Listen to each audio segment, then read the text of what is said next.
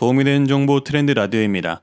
앞으로 자산가격 상승과 건강보험료 피부양자 기준 강화 등으로 건강보험료 폭탄을 맞거나 건보료를 추가로 내야 하는 분들이 100만 명 이상으로 늘어날 것으로 추산이 됩니다.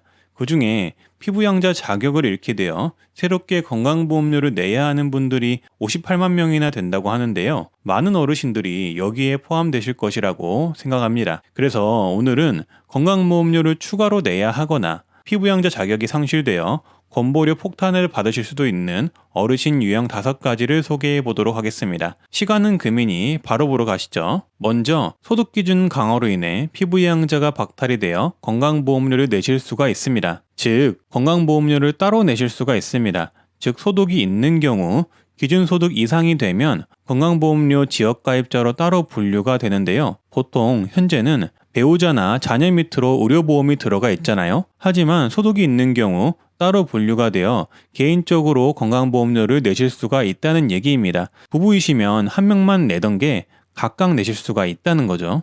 특히 연금을 받는 분들이면 가능성이 훨씬 높아집니다. 따라서 2021년에는 연금 및 소득이 연 3,400만 원 이상이시면 건강보험료 피부양자 자격 상실이 되셔서 건강보험료를 매월 따로 내셔야 하고요. 2022년에는 그 기준이 더욱 강화되어 연소득 2천만 원 이상이면 지역가입자로 따로 분류되어 매월 건강보험료를 내야 합니다. 2022년의 경우 상당히 많은 연금 소득자분들이 이 구간에 해당이 되실 것이라고 보고요. 연금 소득이 적더라도 일을 하셔서 돈을 버시는 분들의 경우 합산으로 연 2천만 원 소득이 되실 가능성이 높아서 피부양자 자격이 상실되어 건보료를 내실 수도 있게 됩니다. 그리고 여기에 추가로 재산이 있으시다면 재산가액을 추가해 더 많은 건강보험료를 내실 수도 있습니다. 다만 그나마 희망적인 내용은 건강보험료는 내게 되지만 연금의 경우 내가 받은 연금 소득의 30%에서 50%만 소득으로 반영이 되기 때문에 내야 하는 건강보험료는 줄어들 수가 있습니다. 이 내용은 네 번째 유형에서 추가로 설명드리도록 하겠습니다. 두 번째는 재산 기준 강화로 인해 피부양자 자격 상실이 되어 건강보험료를 따로 내실 수가 있습니다. 요새 부동산이 상당히 많이 올랐는데요. 대부분의 어르신들은 보통 집을 재산으로 가지고 있으신 경우가 많습니다. 그런데 2022년에는 이 부동산 관련 재산 기준이 강화가 되기 때문에 일정 재산 이상이시면 지역가입자로 분류가 되어 건보료를 개인적으로 따로 내실 수가 있습니다. 현재까지는 과표재산 5.4억이 초과가 되고 연 1천만 원 이상의 소득이 있는 경우에만 지역가입자로 전환되어 매월 건강보험료를 따로 내게 하고 있습니다. 따라서 올해 재산이 많이 상승해서 지역가입자로 분류되는 분들도 있으실 겁니다.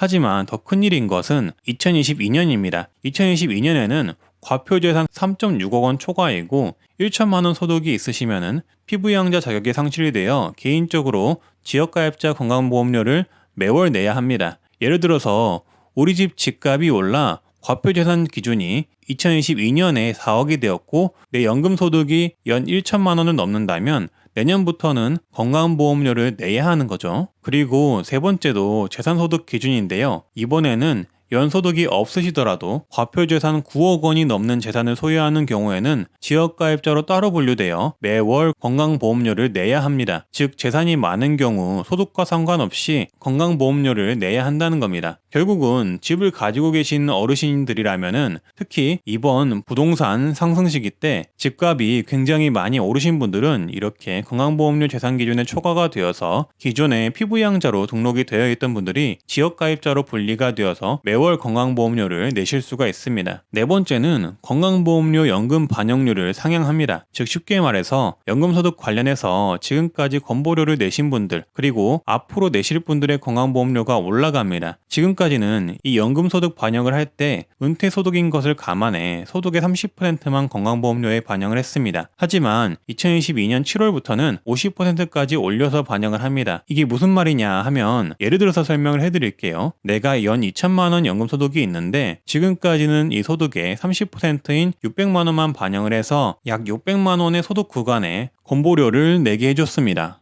하지만 2022년 7월 이후에는 이 소득 반영률을 50%까지 상향을 하는데요. 즉 2천만 원 연금소득이 있는 사람이면 은퇴소득의 50% 반영을 해서 1,000만 원 소득 구간에 건보료를 내게 됩니다. 즉 은퇴소득으로 인한 건보료 감액률이 있는데 그 감액하는 수준이 줄어들어서 지금보다 건강보험료를 더 내게 된다는 거죠. 다섯 번째는 어르신들 중에서 임대 수입으로 생활비를 마련하시는 분들이 있으실 텐데요. 만약 임대소득 사업자를 미등록하셨고 연간 임대 수입 400만 원을 초과한다면 피부양자 자격 상실이 되어 지역가입자로 건강보험료를 매월 내야 합니다. 이 경우에는 사업자를 등록하셨다면 건보료를 안 낼 수도 있지만 임대수익 사업자 미등록일 경우 계산 방식이 달라져서 연 임대수익 400만 원만 초과가 되어도 무조건 건보료를 내야 한다고 합니다. 네, 이렇게 오늘은 앞으로 어르신들 중 건강보험료를 더 내거나 따로 개인적으로 분리되어 내야 하는 경우 5가지를 알아봤는데요. 혹시나 건보료 관련 의견이나 궁금증이 있으시면 댓글 많이 달아주시고요.